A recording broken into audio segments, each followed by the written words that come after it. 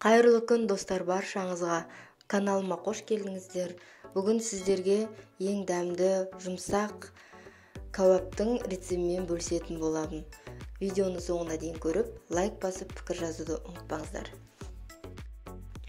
Енді кәуабымызды маринаттауды бастаймыз. Ең алдымен мына жерде менде қойдың сан еті 3 килограммға жуық, және киви қосамыз. 1 киви жетеді. 3-4 орташа пияз, кәуапқа арналған дәмдеуіштер, тұз және минералды газдалған сарағаш болмаса кез келген қолдануға болады. Етімізді алдын ала кесіп дайындап алдық. Видеода көрсетілгендей етіп, жалпақ әрі ірі қып тура кесіп алған дұрыс, өйткені пісірген кезде одан самайын кішіріп кетеді. Енді маринаттауға бізге үлкен ыдысымыз керек болады, бәрін араластырғанға ыңғайлы болу үшін.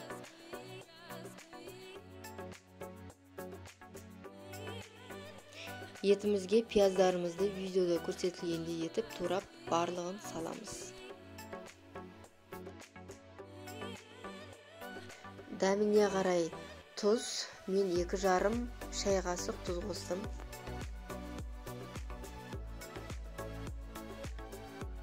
Келесі кивиді қосамыз. Кивидің жартысын ғана қоссақ жетеді, өйткені көп уақытқа тұрса маринаттап етімізді ез жібереді. Киви еттің жұмсарту үшін қолданады.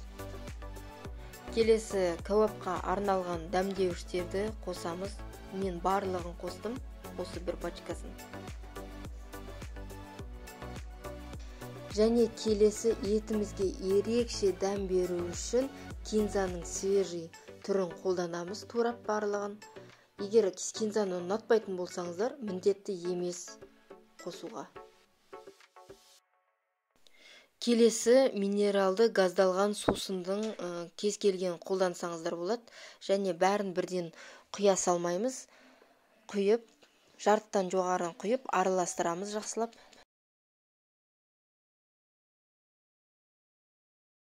Барлығын жақсылап араластырып болған соң, минералды суымызды тағы кішкене қосамыз. Барлығы осындай видеода көрсетілгендей етіп құйылды мендегі, және ет суға батып тұратындай болу керек. Барлығын жақсылап араластырып болған соң, маринатымызды 5-6 сағатқа қойып қоямыз. Кәуабымыз дайын болып қалған уақытта отынымызды жағып дайындай беруге болады. Және осындай шампур арқылы етімізді түйреп аламыз.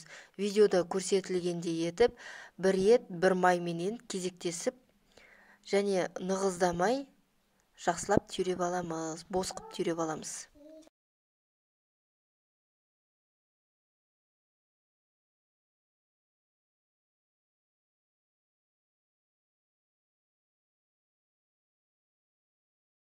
Осылай әдемі түйрелген кәуаптарымызды отқа апарып қоя береміз.